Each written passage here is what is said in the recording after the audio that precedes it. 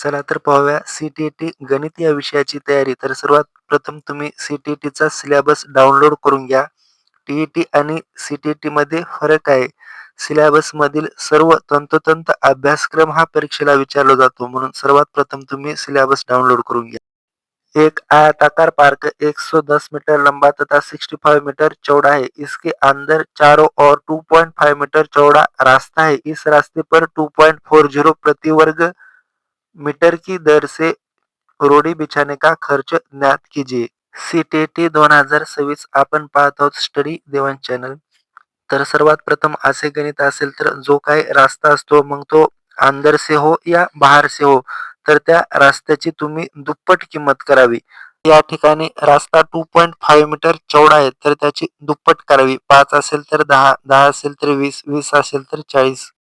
मग तो रास्ता आयात के अंदर से हो या बाहर से, तार के अंदर से हो या बाहर से, तर अशा रस्त्याची किंमत तुम्ही दुप्पट करावी. 2.5 गुणिले 2 बरोबर 5. त्यानंतर दुप्पट केल्यानंतर फक्त तुम्ही हे पाहून घ्या की हा रस्ता मधून आहे का आयाताच्या बाहेरून आहे. आणि सिंपल. जर हा रस्ता आयाताच्या मध्ये असेल तर लांबी आणि रुंदीमधून दुप्पट केलेली किंमत वजा करावी आणि तोच जर रस्ता हा आयताच्या किंवा तारेच्या बाहेरून असेल तर लांबी आणि रुंदीमध्ये दुप्पट केलेली किंमत ही मिळवावी. या ठिकाणी रास्ता अंदर से असं आहे म्हणून वजाबाकी करावी. जर रास्ता बाहेर से असा असेल तर आपण बेरीज केली असती. प्रथम लांबी आणि रुंदी जशास तशी लिहून घ्या.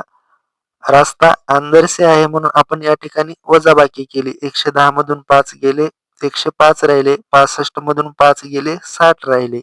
या ठिकाणी आपण काहीच केले नाही. फक्त रस्त्याची किंमत दुप्पट करून लांबी आणि रुंदीमधून ती वजा केली. अंदर से असा होता म्हणून. त्यानंतर दोघांचा गुणाकार करा. 110 गुणिले 65 होतात 7150 आणि 105 गुणिले 60 होतात 6300. त्यानंतर मोठ्या संख्येतून लहान संख्या वजा करा. मोठी संख्या खाली येईल किंवा वर येईल. फक्त तुम्ही मोठ्या संख्येतून लहान संख्या वजा करावी. 7150 मधून 6300 वजा केल्यानंतर 850 राहतात. तर 850 वर्ग मीटर हे रस्त्याचे क्षेत्रफळ झाले. 850 या ठिकाणी 2.40 प्रति वर्ग मीटर की दर से असं म्हटलंय म्हणून या ठिकाणी 850 ला 2.40 ने गुणाकार केला असता गुणाकार येईल 2040. तर पर्याय क्रमांक 1 हे या प्रश्नाचे उत्तर असेल. सर्वात प्रथम पुन्हा एकदा सांगतो की तुम्ही सिलॅबस डाउनलोड करून घ्या. सिलॅबस मधील पॉइंट टू पॉइंट सी-टी-टी गणित देत असते. त्यानंतर पुढील गणित पाहूया आपण. एक आयताकार. त्यानंतर असे एक पुढील गणित पाहू आपण. एक आयताकार पार्क 45 मीटर लंबा तथा 30 मीटर चौड़ा है. पार्क के बाहर की ओर 2.5 मीटर चौड़ा एक रास्ता बना है तो रास्ते का क्षेत्रफल है. सी-टी-टी 2026 आपण पाहत आहोत स्टडी देवान चॅनल. पर्याय क्रमांक 1 200 मीटर वर्ग, 300 मीटर वर्ग, 400 मीटर वर्ग का 375 मीटर वर्ग. येथे आयताची लंबाई तथा चौडाई दिलेली आहे 45 आणि 30 आणि रस्त्याची चौडाई आहे 2.5 मीटर. तर सर्वात प्रथम तुम्ही रस्त्याच्या रुंदीची दुप्पट करून घ्या. या ठिकाणी 2.5 मीटर चौडाई इतका रस्ता असे तर रस्त्याच्या चौडाईची दुप्पट म्हणून 2.5 गुणिले 2 बरोबर होतात 5. आता नंतरचा हा प्रश्न की रस्ता अंदर से आहे का बाहर से आहे. तर या ठिकाणी रस्ता हा बाहर से असा प्रश्न आहे आपल्याला. म्हणून रस्ता हा बाहेरून असल्यामुळे दुप्पट केलेली किंमत तुम्ही लांबी आणि रुंदीमध्येही ऍड करा. प्रथम रस्त्याची लांबी आणि रुंदी लिहूया या ठिकाणी आपण. तर रस्त्याची लंबाई आणि चौडाई 45 आणि 30 आहे मूळ रस्त्याची. त्यानंतर रस्ता हा बाहेरून आहे म्हणून या ठिकाणी 5 आपण ऍड करूया. 50 झाले. 30 मध्ये 5 ऍड केले 35 झाले.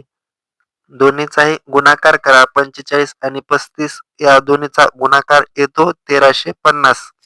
50 आणि 35 या दोन्हीचा गुणाकार येतो 5 5 25, 5 त्रिक 15 आणि 2 1750. मोठ्या संख्येतून छोटी संख्या वजा करा. तर 1750 मधून 1350 वजाबाकी केली असता उत्तर येईल 400 मीटरचा वर्ग. तर हे रस्त्याचे क्षेत्रफळ झाले. तर पर्याय क्रमांक 3 हे या प्रश्नाचे उत्तर येईल. त्यानंतर पुढील प्रश्न आपण पाहूया. तर अशाच काही प्रश्नांसाठी तुम्ही स्टडी देवांश या चॅनलला सबस्क्राईब करा आणि व्हिडिओ तुम्ही शेवटपर्यंत पहा की यामुळे तुम्हाला जास्तीत जास्त प्रश्नांचा सराव होईल. यदि दो वृत्तों की परिधियों में 3:1 का अनुपात है तो वृत्त के क्षेत्रफलों का अनुपात होगा.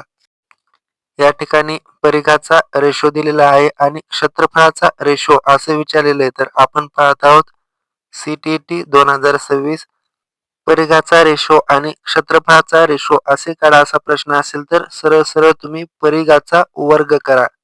म्हणून 3 चा वर्ग येतो 9 आणि 1 चा वर्ग येईल 1. तर क्षेत्रफळाचा रेशो येईल 9:1. पर्याय क्रमांक 2 हे या प्रश्नाचे उत्तर असेल. पुढील प्रश्न पाहू. परिघ विचारलेला असेल, परिघाचा रेशो आणि क्षेत्रफळाचा रेशो असा विचारलेला असेल तर सरळ सरळ तुम्ही वर्ग करा.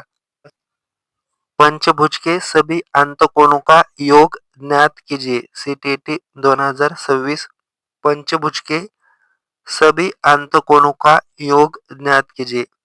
450, 180, 360 का 540. तर असा प्रश्न असेल तर फक्त तुम्ही हे सूत्र या ठिकाणी लक्षात ठेवा. ब्रॅकेटमध्ये n-2 गुणिले 180.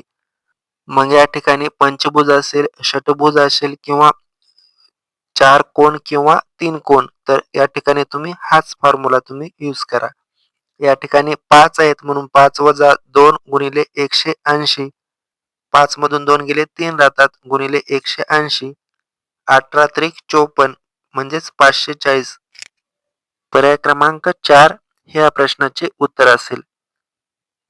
तर यांच्या ठिकाणी फक्त तुम्ही पंच, षट, 7 अशी ही किंमत ठेवा. यामुळे आपल्याला अशा प्रश्नाचे उत्तर काढता येईल. अशाच माहितीसाठी तुम्ही स्टडी देवांश या चॅनलला सबस्क्राईब करा.